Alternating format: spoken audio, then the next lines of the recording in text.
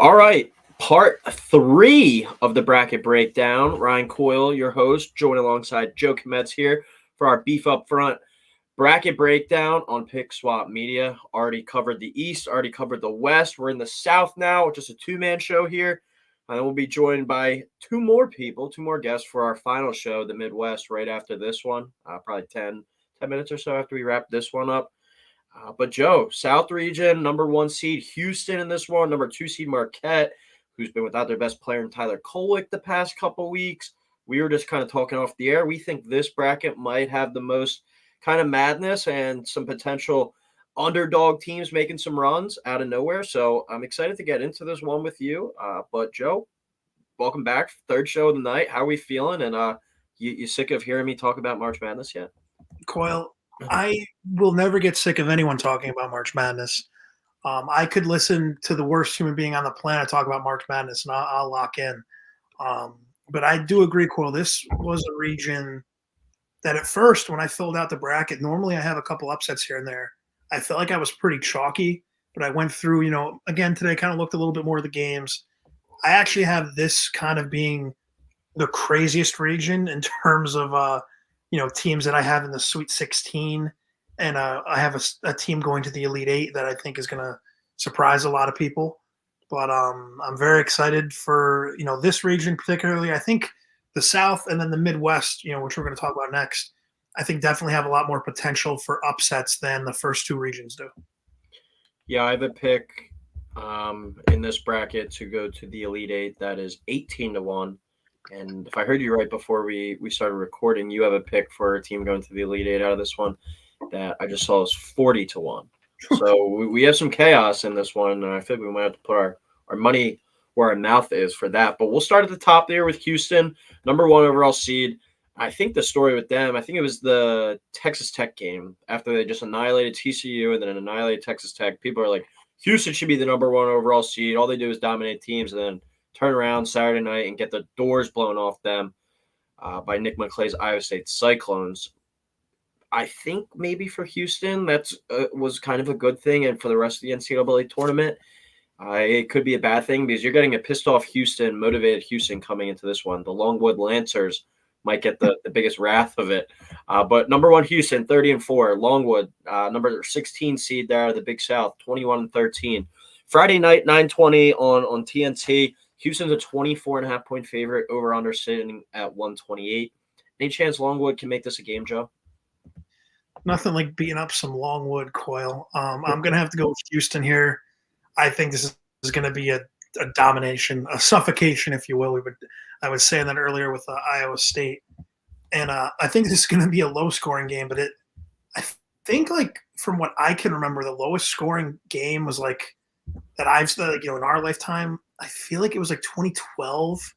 Like UCLA beat Mississippi Valley State. I think Mississippi Valley State scored like 28 points. I remember like looking through the games of like the lowest scoring games and stuff. I could see like Houston having 75 points and Longwood ending the game at like 36. I could see this being a really ugly, frustrating game for Longwood. I could see, they'll show going into halftime, like the players' faces just like completely like the Vietnam, like the meme of like the Vietnam soldier, like walking out all like shell shocked. Like you could have that same type of thing for Longwood here. I think Houston's going to roll. Yeah, like I said, I think that you're getting a pissed off Houston in this one. Like I don't think practices this week at Houston are going to be very fun. I could see Kelvin Sampson really getting after his guys in this matchup, leading up to this matchup and trying to get them back on track. I think it could be the ugliest 116 game. Like I said, you're going to piss off Houston's team. And this is a Longwood team that was the number 5 seed, I believe, coming out of the Big South. So they're not even the best team from their own conference. Houston, though, this year, 30-4 overall record. They were 18-0 when they scored 75 or more points. So it just goes to show you how good the defense is. Like if they get to 75, you're done. You're pretty much toast. Well, you are toast, at least up to this point. Number one defense in the country this year was the Houston Cougars, only allowing 57 points per game. It's a pretty insane season, especially transferring up from the American to the Big 12. How good of a year that they had. Won the Big 12 regular season, then lost in the title game there to Iowa State. Now they're coming into the tournament motivated. We said, I think they really take it off on Longwood here. And they move on to play the winner of maybe I think I said earlier Drake Washington State was a game I'm looking forward to the most, definitely for the East region, but this is a game I'm looking forward to the most in this region and maybe the first round. I think this is an awesome one. Two teams that have had an up and down season, I guess, to an extent, but Texas A&M coming into the year, one of the favorites in the SEC. I actually had them as a Final Four team coming into the year. I was buying the stock in their kind of roster continuity from the year before, and they're playing a Nebraska team that started out hot, then they started doing Nebraska stuff and playing bad basketball. Finished the year well though. They got an 8 seed. They're 23-10. A&M a 9 seed, 20-14. Nebraska searching for their first ever NCAA tournament win would be a cool sight to see. Friday night, 6:50 on TNT. Nebraska, a 1-point favorite here, over under 147.5. Joe, I knew who I was taking when I saw the bracket come out. I was expecting you to be all over Nebraska. Give me your reason and why you're rolling with A&M.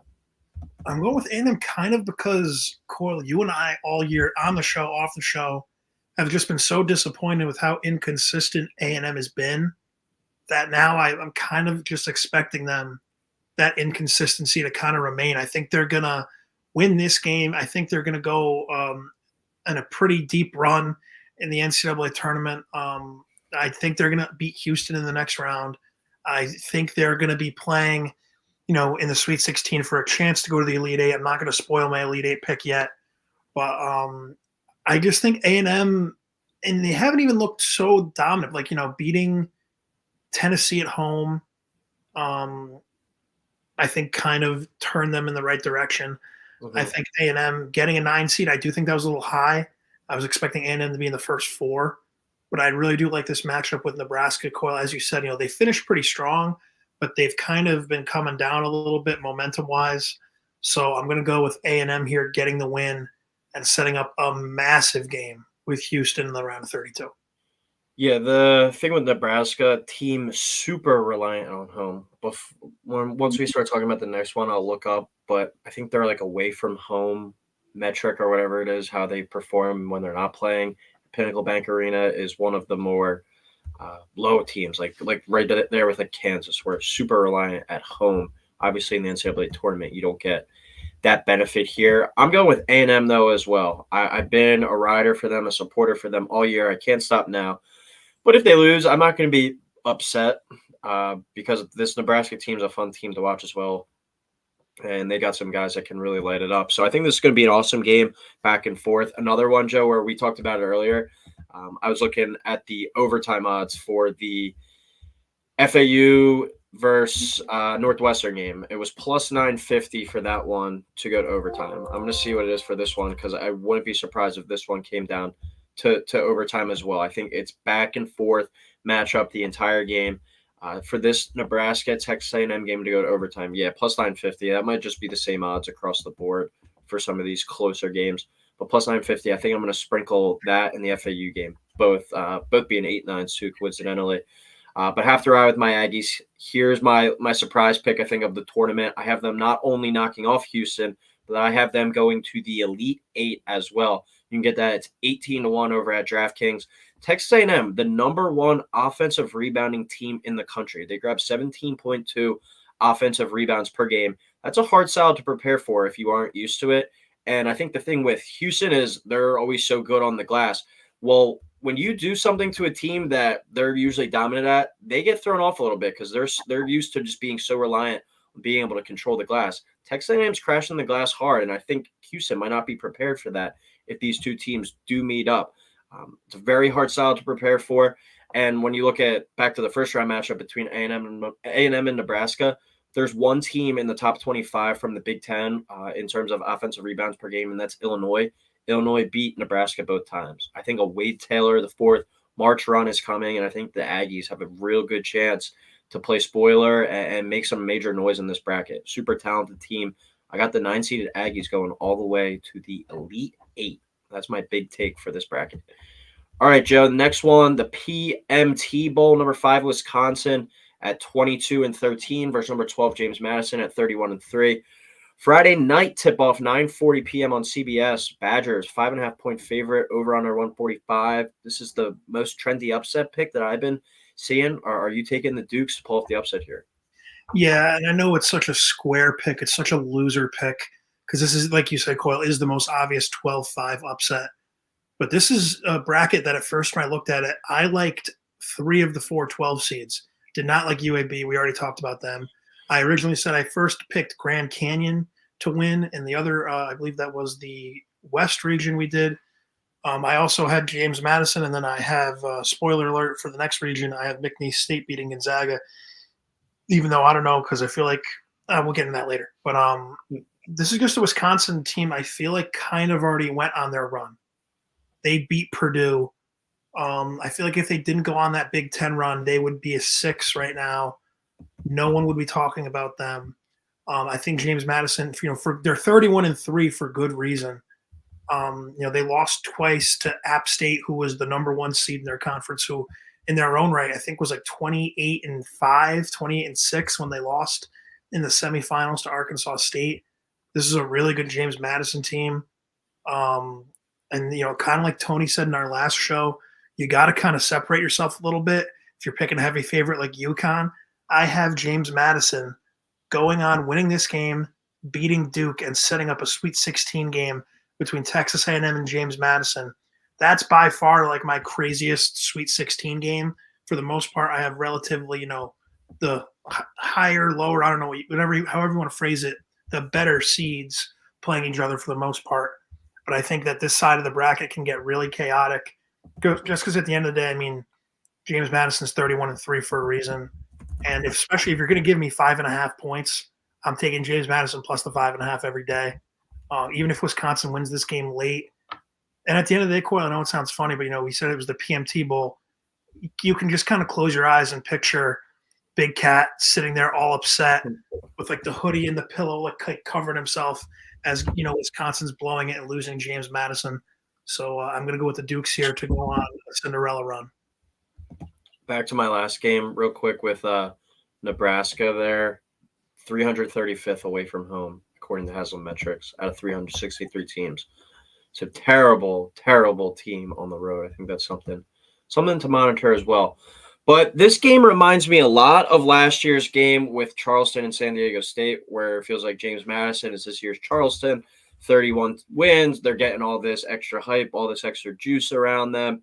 They also had the benefit of winning the conference tournament the weekend before, so that kind of gave them some more spotlight, I guess, before these other big tournaments. And now they're coming into this tournament rested. Does that make a difference? I don't know. I think I kind of equated this earlier with Clemson, where Clemson was a really good team. I was really high on the beginning of the year. So was Wisconsin. Wisconsin was up there as high as number 6 in the country at one point. I have to think that team's still in there somewhere. Will they show up? I don't know, but I will take them at least to win in the bracket. Like you said, I might just take James Madison on the spread, but for my pick just to win the game and move on, I'm going to go with Wisconsin. Wisconsin definitely struggled over the second half of the season, but they won 3 out of their last 4, and they beat Purdue. Beating Purdue is no small feat. Like you said, maybe that was their Super Bowl and getting that done. But it's a team that was number 6 in the country at one point, and it was midway through the year. It wasn't in the first week of the season. I think that team's in there somewhere. Chucky Hepburn, AJ Storr, those are 2 guys that can ball. AJ Storr averaging 21 points per game over the last 6, and he's knocked down at least 2 threes in 5 of those 6 games. So he's been shooting the ball pretty well. Great offensive weapon. I think his athleticism gives JMU some trouble. We talked about it a little earlier with Bama and Charleston, where, all right, other than that game against Michigan State at the beginning of the year, you were playing Sunbelt athletes all year. It's going to take a little bit. I know Wisconsin's not a super overly athletic team, but AJ Storr, first time seeing him live and in person, you're going to be like, okay, that's a little bit different than what we've been seeing with like Georgia State, Georgia Southern throughout the year. So give me Wisconsin here to move on, and the trendiest upset pick, I think, with James Madison falling short. But if they do win, I'll definitely be rooting for you, and then potentially making the Elite Eight there. All right, number 4, Duke. I think the least buzz around a Duke team entering a tournament since I can remember. Versus number 13, Vermont, who's 28-6. I forget if I said Duke's record there, 24-8. Friday night, 7:10, CBS, still the primetime slot. Duke, 12-point favorite here, over under 132. I'll start this one off simple. Not much to say about this matchup. I'm just going to take Duke. I feel like every year we always hear, watch out for Vermont. They're a team that you don't want to see, but they've never had success in the tournament once they've got there. They've gone to 4 of the last 6 NCAA tournaments, have gotten bounced in the first round each time. Another team where they get to the NCAA tournament and they haven't seen an ACC athlete all year. That's something that you can't prepare for in practice. It's the old rhyme or reason. But I think this one could be Duke in a bit of a blowout. Duke has some poor taste that they have to get out of their mouth after these last few weeks, losing to NC State, North Carolina. They were kind of peaking at a little bit, and now they plummeted a little bit. They've had some time, I think, now to fix some things. And just Duke, though, I think the one thing to watch, they've allowed 70 or more points in all 8 of their losses this year. Vermont 16-2 when they score 70 or more.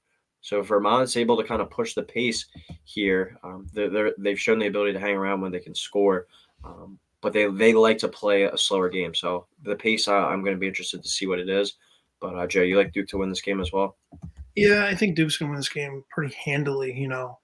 I think what I'm going to do is I'm going to take all of the 5, 12, like the 12s and the 13s. I'm just going to take all of their spreads just because I think, for the most part, there's a reason why so many of those upsets happen. This, though, is one of the spreads I'm still going to take Vermont plus the 12, excuse me, but I just don't feel very confident in it. I think Duke, could win this game by 20 points without really breaking a sweat.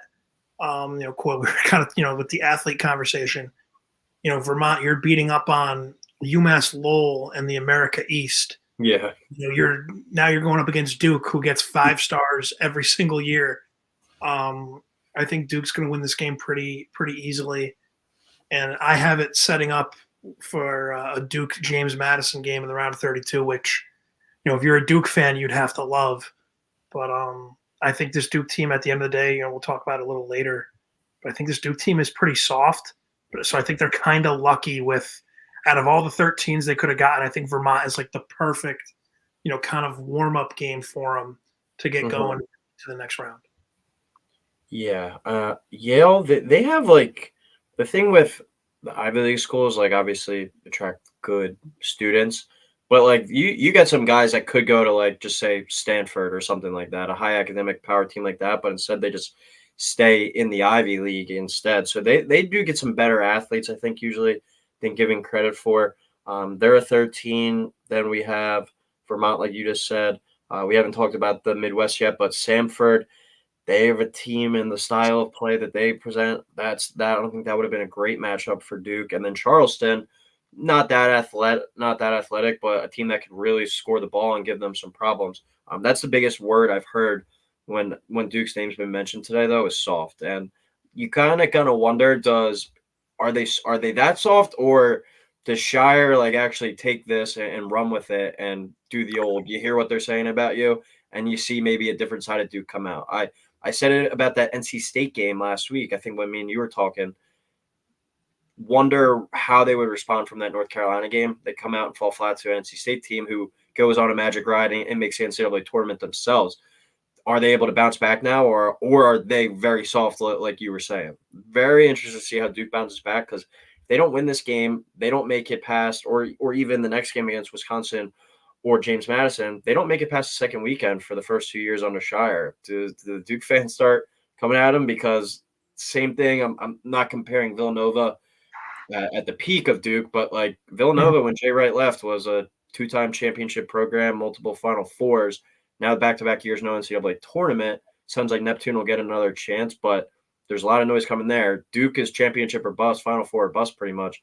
Shire's name is going to start getting talked about, like, all right, are we sure this is the guy? So a lot of pressure on him to do something in this tournament, I think.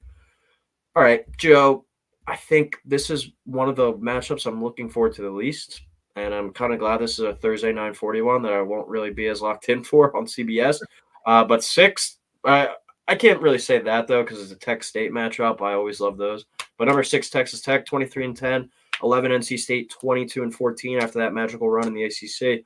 Texas Tech, a 5-point favorite, over under 145.5. I think NC State's magic continues here. I don't. And Luke, I'm sorry to burst your bubble. I know you got, I forget the exact odds. I know he put 5 on it, and if it hits, he wins $1,000 for NC State to make the Final Four. I just think their magical run is over. Coyle, like we've been saying, it's so hard to win that many games in a row. Like they were the 10 seed in the ACC, which this is a down year for the ACC. Not a good year. You could have argued Virginia could have missed. I think with NC State, the ACC got 5 teams in, if I'm not mistaken. Mm-hmm. You have UNC, Duke, Clemson, Virginia, and then you have NC State and Virginia. I don't think should have been in, but that's just me. And NC State too. The thing that's so tough for them coming off that tournament run, they went chalk the whole way through. They beat the 7 seed in Syracuse. They beat their rivals in 2 seed in Duke. They beat the 3 seed Virginia, and then they beat their other rivals, UNC, the 1 seed in the championship game. The toughest possible road they could have went. They played big rivals their way there as well. It's just tough, like to get. You're kind of like, oh hey, we won. It's like, oh wait, now we got to go play more games. I know that's kind of contradictory because it's like, oh, we got into the big dance, but it's just tough to get up again and again and again for these games. Like eventually, the emotional toll does drain a little bit. So I'm going to go with Texas Tech here, who kind of got smacked around. They're kind of in the exact opposite boat. They got bounced out of the Big 12 tournament. They're looking around like, hey guys, now we can rest up, we can redeem ourselves. Let's go on a little bit of a run here because they got some teams. They got what we're going to talk about Kentucky next. Kentucky's a very inconsistent team, and then you look potentially if it goes chalk, Marquette, and then in the round of Sweet 16. Who knows with Kolek if he's going to be 100%? So you're Texas Tech. You're sitting here looking at the bracket like, hey guys, we could make some real noise. Kentucky, before we get their consistency metric, 284th in the country. Like Kentucky, like I believe in them. We'll get into them next, but I believe in them so much because of their talent, and they do have the ability to out talent everyone and just go on a run here. But also, they've played like up to their competition. Like you look at some of their biggest wins at Auburn, at Tennessee, like they played up to their condition. Like I just worry that they see Oakland on the schedule and they roll out and they're afraid they sleepwalk through the first half, and then there we go at halftime. There's a game. But we'll get into that all next. I'll go through this one quick. I'm going Tech as well here. I've said it throughout the region so far, and I think we have one more game in the Midwest that we'll talk about. But I'm fading the automatic qualifier teams again. 5 bid sealers this year. I think they said the last 2 years combined there was only 3. So that goes to show you the thievery that was out there this year. But that's kind of my theme of the bracket. Great story with NC State, but Kevin Keats, not successful to coach in the NCAA tournament. Great run there in the ACC tournament, but 0-4 now in the NCAA tournament entering this year. And this is still, Joe, the same NC State team that was tied with Louisville in the opening round of the ACC tournament with 4 minutes to go. Like they just randomly, magically found some luck after that. I talked about it earlier too with Drake. They needed double or triple overtime. It was to beat University of Illinois Chicago, who was one of the worst. Yeah, one of the worst teams in the conference this year, 107-105. They lose that, they're not in the tournament. Like you look at so many teams, if they have one other thing go their way, like Duquesne knocking off Dayton. No one saw that. Like if Duquesne doesn't do that, they're not going. Charleston needed overtime, I think it was to beat Stony Brook. Like some of these top teams, James Madison, they came down to the wire against Texas State. Like a lot of these teams just had one thing go their way, and then they went on the run from there. But Texas Tech has been, I think, riding a little bit under the radar this year. I'm a little bit higher on them than a lot, and you are too, it sounds like. Kentucky, though, is going to be a tough matchup, I think. But I feel like NC State used up all that magic. I'll go with the Red Raiders here to move on. All right, next game, Kentucky, number 3, 23-9 versus number 14, Oakland, who's 23-11. Thursday night, 7:10 tip, CBS, Kentucky minus 13.5, over under 163.5. Joe, do you think that they roll in this one, or do you think Oakland makes it a game? I think Kentucky will roll in the second half. I think it might try to thread the needle here and go Oakland first half spread, Kentucky overall spread. I just think, we were just talking about the inconsistency. Kentucky, I wouldn't say soft. I think inconsistency is the good word for them. Just because we've seen, at their peak, they can beat any team in the country. But when they sag off, I believe UNC Wilmington beat them at home this year. St. Joe's took them to overtime at home. Exactly. St. Joe's took them to overtime. It wouldn't shock me to see Oakland making this a game. And I think I saw a tweet today. Ken Palm has, he gave like every seed line the most likely upset. and he has on the 3 line, this is the most likely upset. I don't agree with that. I think Morehead State, Illinois is the most likely. We already talked about that. But I'm going to go with Kentucky here, just a safe pick. You're not going to make your money picking 14, 15, and 16 seeds. So I'm going to go with Kentucky here. Even if it is close, I think, but once again with Kentucky, they're capable of winning this game by 30, or they might need free throws to escape and win by 6. Like, I really don't know what to tell you with this Kentucky team. Just take them to win. Yeah, I probably won't touch the spread either. I think I'm gonna. We'll talk about this, but I think I have a bigger future bet that I like on Kentucky that I might just ride with them instead, at least for the rooting interest of the first round.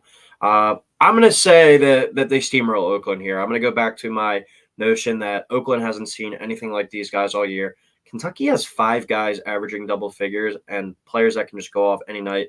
Reed Shepherd, I think he's in for a big March run. They've shown it all season, every single game. They've shown his parents in the crowd, and they always say his dad was the Final Four most outstanding player, and I believe his mom has the most steals in Kentucky women's history. I just feel like this is setting up for a March run. I could see him holding up the trophy after winning the region and winning the most outstanding player, and then with his parents and just completing the Kentucky kind of legacy. Because coming into the year, I don't think he was viewed as at least a one and done. I saw a mock draft last week. He was a number 1 projected overall pick. Like, the rise that Reed Shepherd has had this year is insane. I think he's fully capable of going on a March run. Him and Dillingham going back and forth. And then Antonio Reeves averages 20 a game. I feel like that's kind of flown under the radar. But Reed Shepherd shooting 52% from 3 on 4.5 attempts per game. Just unreal efficiency. And I think he's the type of player poised for a big-time March run. So give me Kentucky knocking off Oakland. I don't know what I'm going to take, if I'll take anything with the spread, but I'm believing in this Kentucky team. I can't get their talent out of my eyes.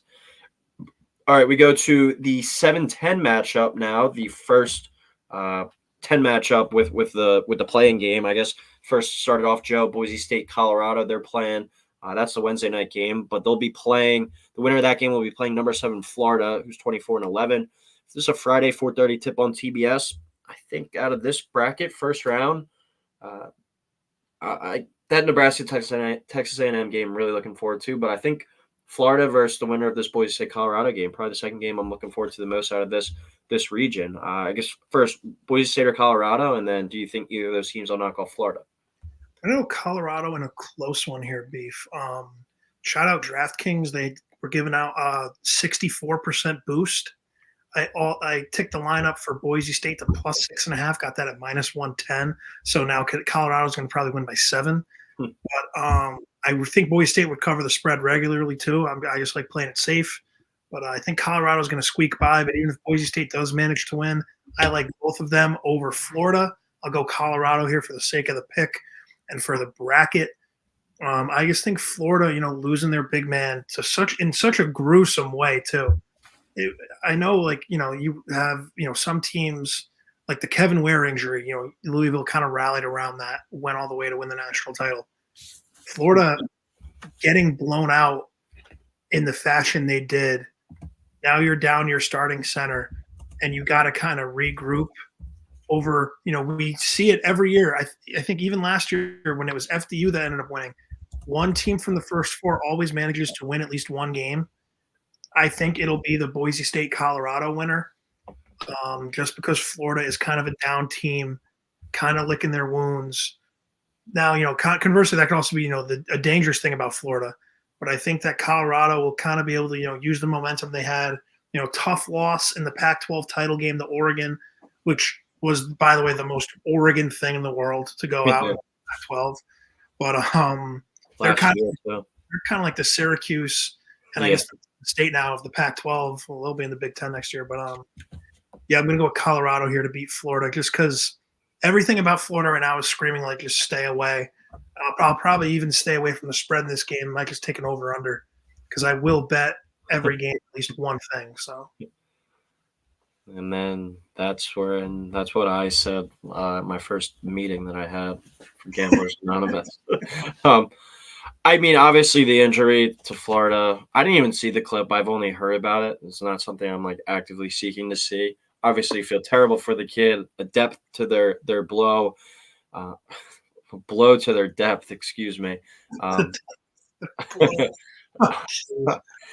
a blow to their depth in the front court, but he was their backup big man though. It wasn't their key kind of go-to player. It's a team that runs through their guards. So he only played 19 minutes per game. Still, he was a role player, 5.3 points, very good on the glass, 6.9 rebounds a game. But this is a team that goes through their guards. It's not like your top player is out, so I don't really think it's going to hurt Florida that much. But still, against a Colorado team that has some good players in the front court that could show up. I am going to take Colorado to win that game. Talent-wise, probably top 10 in the entire bracket with talent. I think they have 3 guys that are projected to get picked in the NBA draft, maybe even 4. So it's a really talented team, but if they're that talented at the same time, kind of like with Michigan State, why didn't you do more? Why didn't you win more games? They really were starting to turn it on late. I thought they were going to win that Pac-12 tournament against Oregon. We had them both, right? Winning it plus 500 there. Yes. By winning the Pac-12, yeah, and they slipped up there in the tournament title game, but they have just as much talent as the next team that they'll play. I mean, they won't be short on talent in any matchup pretty much that they go out there. But I will take Florida to beat Colorado.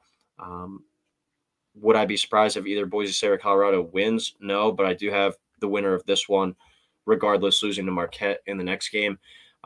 They are very strong, though, at the guard spot, and they've won 14 of their last 18 games as a Florida team. Since their loss to Tennessee on January 16th, Torvik has them as the 22nd best team in the country. So I think they took a little bit of time to get going in implementing a bunch of their transfers. Boise State, Colorado should be a really good first 4 game, definitely the best of the first 4 games.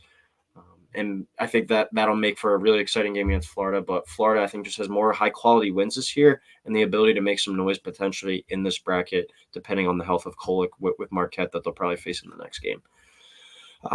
Last thing, though, for Florida, watch out Walter Clayton Jr. Gators are 17-5 when he scores 15 or more, and he has 14 outings of 20 or more points. So a guy that can really go there. And he has NCAA tournament experience from last year with Iona, too. All right, last game for the South region. Number 2, Marquette, 25-9. Obviously, the big news is whether or not Kolek will play. It sounds like he is. I bet you he could have played in the Big East tournament if he needed to, but they just were focused on getting him healthy for a March run here in the actual bracket. Versus number 15, Western Kentucky, 22-11. Friday tip, 2 p.m. on TBS. Marquette minus 14, over under 158. What do you like in this one, Joe? I'm going to go with Marquette here. I'll probably take Western Kentucky to cover just because, without Kolek, it will definitely be a little interesting to see how this game goes. I believe this game is in Indianapolis, Coyle. It's in one of those one of those upper Midwest, towns. But Western Kentucky will probably be able to get a good contingent of their fans up there because it's not crazy far away from where they're located. I think the Hilltoppers will be able to keep this one close enough. Obviously, if I had to pick a 2 seed to lose, it would be Marquette just because of the health of Kolek. And Luke kind of jinxed himself too by saying, "Oh, if Kevin Harlan's calling a game, it's an auto upset." And this is the first game he's calling. And we remember last year the Furman, still to this day the dumbest thing I've seen in the world. Virginia turning that ball over, Furman hitting the game winner. But I'm going to go with Marquette here. I think it'll be close, but I don't see Western Kentucky being able to hang in for 40 minutes against Marquette. Yeah, I would not be mad at all if Marquette finds a way to go on a run and win the national title. They were my team at the beginning of the year. My first ticket on them was 18-1, and then I took them during the season at 30-1 to win the national title. So won't be complaining if the Marquette Golden Eagles win. I feel like this hasn't been – I've heard this stat thrown around before. It might have been more so when he was at Texas it was getting talked about. But Shaka Smart hasn't made it to the second weekend since that Final Four run at VCU in 2010-2011. He got bounced in the round of 32 in back-to-back years at VCU, then back-to-back years in the round of 64 at VCU. Then once he gets to Texas, round of 64 the first year he loses. Second year doesn't make it. Third year, round of 64, a 19-15 record too. That's pretty terrible. NIT in 2018, 2019, 2020, no tournament. Last year at Texas, round of 64 exit, first year at Marquette, and then last year at Marquette as a 2 seed, round of 32 exit. He's not shown the ability to get there either. I feel like he's still riding off that VCU magical run to the Final Four freaking 13 years ago now. Can he get over his March woes? I think that's a big thing to watch. But we will see with the health of Kolek. But regardless, I think they'll win this game. Western Kentucky, though, can score the ball, according to KenPom, number 1 tempo in the country, 80.6 points per game, and they have 7 players that play at least 7.5 minutes per game. Or 7.5 points per game. So when you look at a team that plays that up tempo and wants to outscore you in these track meet type styles, they need to have depth, and this team does with at least 7 players averaging at least 7.5 points per game. Marquette short on depth at the moment, and even if Kolek plays, I doubt he's 100%. So keep an eye on this one, maybe for a 15/2. Even if you're looking at like a first half spread or a first half underdog money line pick, I think Western Kentucky could be worth it. But Marquette wins it at the end of the day. Dom McHenry, a guy I watching Western Kentucky this week in the CUSA, averages 15.2 points per game. So he's the guy that can maybe go off for a little bit with his depth as well for Western Kentucky. Maybe a potential 15/2 there. Keep an eye on that one. All right, time for our Elite Eight prediction as well as team to go to Final Four. We both already teased our one Elite Eight team, but Joe, excited to hear who you have representing the South region in the Final Four. So I have Kentucky going to the Final Four, and I have Kentucky beating James Madison in the Elite Eight. I think James Madison's going to go on a pretty deep run. But this is one of the things, when I'm filling out my bracket, I'm not purposely going, oh, James Madison, boom, boom, boom. Uh-huh. I picked James Madison to upset Wisconsin. I have them playing Duke in the next round. I just said, how soft this Duke team is. The lasting image of this Duke season is going to be that picture that one of the students took of Filipowski getting carried off the court, looking like they just shot him right in the head, crying, and then but then the next team windmill dunking down the lane, looking like he's totally fine. And then at the end of the day, I have James Madison A&M in the Sweet 16. I was just saying how A&M has been the most inconsistent team in the country. Wouldn't shock me if A&M won that potential matchup. But at that point, if I'm picking James Madison to ride this far, might as well have James Madison go to the Elite Eight, where I think at the end of the day, the talent of Kentucky will be too much. Kentucky will be the third of my 4 teams in the Final Four. Right now I have UConn playing Baylor, and then Kentucky playing team to be named in our last region of the night. Joe, I'm there with you with Kentucky, plus 700 at DraftKings. I know you use FanDuel most of the time, but intrigued to let me know what you can get them at on the odds if you can look that up real quick. I know. But I think I'm going to lock in Kentucky right after the show here. Us both being on it. We have our logic, obviously, but usually our logic comes back to bite us because maybe we overthink it a little bit. But I'm just going with Kentucky because of the talent, and I'm having them beat Texas A&M, as I said, going to the Elite Eight earlier. I think I might take that as well. Right, they're at plus 1,800. Kentucky here plus 700 to win the region. But let's get weird here. We're going to see one weird bracket, a 3 versus a 9. You get a conference game with the berth to the Final Four. For some reason, I've had a soft spot for the Kentucky team all year. Just love their talent. And I said all year, too, if they get a generous bracket, which I think they did here, they could certainly be a Final Four team. And we say it all the time, Joe, it's guard play that wins in March. Kentucky has no shortage of that. They're a boomer bust team, no in between. So I think if you think that they're going to beat Oakland in game 1, that's honestly the game I'm just the most scared about, whether they show up or not. I think it's worth them to take them going to the Final Four because they are the most talented team in this bracket, in this region. I love that value at plus 700, and I have A&M going on that run too, knocking off Houston, and then getting a matchup with Wisconsin, who they won't be afraid of either. They're going to be able to out-athlete them, I think. So I think it would be a really cool if we can see a Kentucky versus A&M Part 4, I believe. A&M knocked them off twice. Kentucky won one game at Kentucky. We get a Part 4 here. Kentucky maybe gets their revenge and goes to the Final Four. The Reed Shepherd run of magic, I think, goes on. And we see Kentucky go to the Final Four here, represent the South. So far I'm at Auburn out of the East, UNC out of the West, Kentucky out of the South, and then one more out of the Midwest who remains to be named. Yeah, Coyle, I just looked Kentucky on FanDuel, also plus 700. 4th best odds on FanDuel to win. Houston at plus 140, Marquette plus 550, Duke at plus 650, and Kentucky 7-1. 4th best odds there. And then James Madison, just because I said them, 75-1 to go to the Final Four out of the South region. Well, I feel like if you think you're going to the Elite Eight, you might as well just, I don't know, throw another 5 on that one. Well, it seems like Connecticut is once again the dumbest betting state in the world because I can bet teams to win the region, but like I remember being in Pennsylvania last year, I bet like Kansas State to the Sweet 16. I can't find where to bet that, so I'm wondering if that's just like a weird prop thing that I can't do in Connecticut. So I'll look for that, Wednesday. But yeah, as of right now, I can't bet anything like that. But I would definitely be taking Kentucky to go to the Final Four, and I might as well sprinkle, like you said, 75. Even put $2 on it. Like, might as well. All right. Well, I guess for our last thing that we've been doing on for these other shows, I just locked in my Kentucky plus 700 bet. You're. I mean, we kind of had a little bit of a hot take there, I guess, with A&M for me, James Madison for you. Any other long shot, maybe things that you were looking at? I'll go with mine first. It's a little tougher because they have to win the playing game as well. But I was saying it with them. Colorado, no shortage of talent. They're 100-1 to win this region. Maybe they're getting a Florida team that is without a big man now. Colorado's got some good front court pieces. Marquette, I was just saying about Shaka Smart not making it to the second weekend.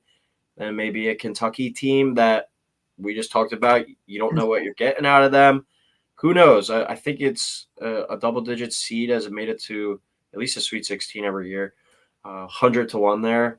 If you win, maybe I don't know if maybe see how they do in that game on Wednesday night. It'll probably go down to like 75-1 or something. But maybe if you take a money line in that one, roll that right over into a 75-1 future there for the Final Four. But yeah, I think A&M 18-1 to make the Elite Eight. That's pretty off the wall. And you with Madison at 40-1. Any other last ones though? No, I mean, Coyle, you kind of said it best at that point. And even like the Colorado, that was kind of what I was looking at. Maybe, if you want to get crazy and just bet a team to go to the Sweet 16, if kind of in that same little, bracket of games we're talking about, if you think, Kolek might not play, or if he does play, he'll be unhealthy, maybe take Western Kentucky to go to the Sweet 16 at that point. Because, I mean, especially, too, if, you and I are talking like this, Western Kentucky plays Colorado. Like, if you're Western Kentucky, or even a Florida team that does have a little bit of depth issues, I think you're taking that every time. And at that point, like we always say, once, that Cinderella gets identified, that Florida-Western Kentucky game, the whole arena will be rooting for Western Kentucky. So, I mean, if you really want to get crazy, you can look at Western Kentucky as well to maybe make it to the Sweet 16. But I think we kind of have tapped in because at that point, I mean, we're just kind of saying, all the insane scenarios. Western Kentucky 28-1 there to make it. Yeah, make it to the Sweet 16. I don't know. Maybe worth a look. See how the booze is tasting. But all right, that'll do it for the South region. We'll be back one more episode with the Midwest. It's part of our last bracket breakdown, and then tomorrow we'll be hopping on to do our 3-man weave edition of the entire beef official bracket. We'll be going game by game, breaking it down. But all right, that'll do it for the South region. We'll be back in about 10 to 15 minutes to hop on for the final region in the Midwest.